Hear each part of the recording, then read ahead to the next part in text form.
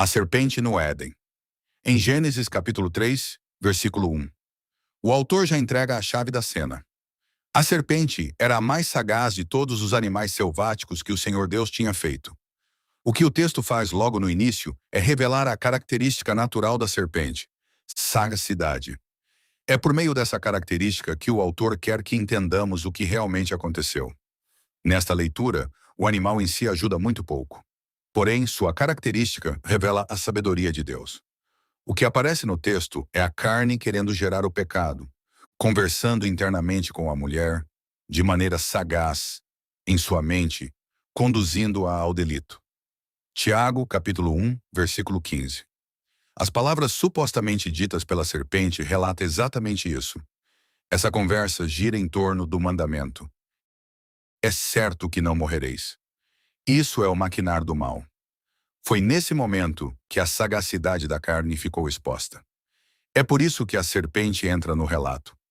Deus estava diante de algo desconhecido aos olhos do entendimento humano. Deus conhecia a imperfeição da carne, mas sua sagacidade estava atuando livremente, sem punição, pois nada a identificava.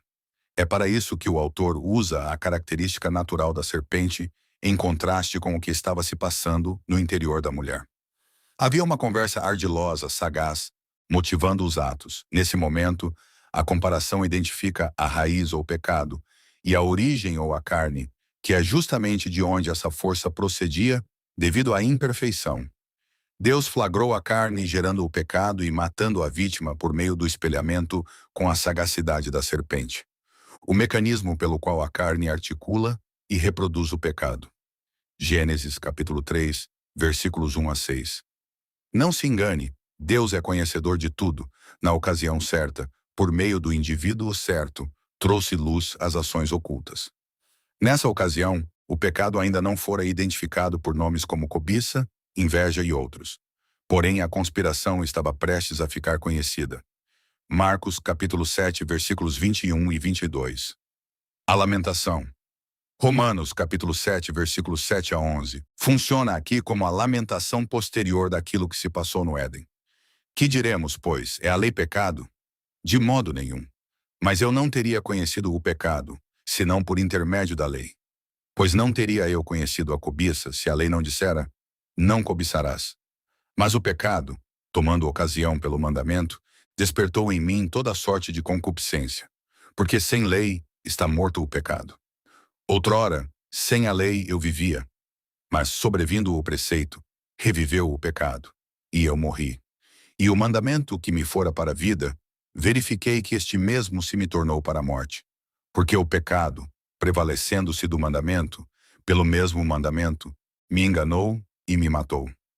Acaso o bom se me tornou em morte? De modo nenhum. Pelo contrário, o pecado, para revelar-se como pecado, por meio de uma coisa boa, causou-me a morte, a fim de que, pelo mandamento, se mostrasse sobremaneira maligno.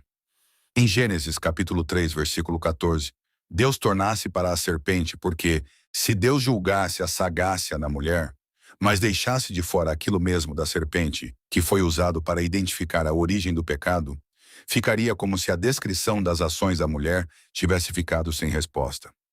Essa assemelhação funcionou como um espelho comportamental que Deus usou para identificar e nomear o que antes estava invisível e ininteligível a nós. Deus não condenou o animal, mas condenou sua sagacidade. O animal continua como as serpentes sempre foram, rastejando e comendo pó. Porém, tornara-se temível entre as espécies. Então o Senhor Deus disse à serpente: visto que isso fizeste, maldita és entre todos os animais domésticos, e o és entre todos os animais selváticos. Rastejarás sobre o teu ventre, e comerás pó todos os dias da tua vida.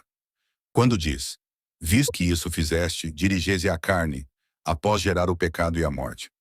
Porém, ao dizer, maldita ou temida, és entre todos os animais domésticos e entre todos os animais selváticos, isso aponta para uma grande extensão de dano. Animais domésticos e silváticos correspondem ao conjunto dos animais criados. E por isso, um destino solitário e hostilizado por causa do medo. E finalmente, ao repetir sua natureza, rastejarás sobre o teu ventre e comerás pó todos os dias da tua vida. Notamos que ele cuidadosamente preserva a habilidade réptil do animal, mas expõe sua sagacidade e declara apenas essa característica. Maldita és. Ao criar Deus os répteis, não disse que um deles falaria, nem que dominaria sobre o homem em qualquer hipótese. Porém, naquela cena, a mulher estava dominada. O que concluímos? Que, de maneira brilhante, Deus trouxe luz ao que estava encoberto e fez isso à semelhança da sagacidade de um animal criado, dando um passo importante a caminho da revelação dos filhos de Deus. Gostou do vídeo? Deixe seu like.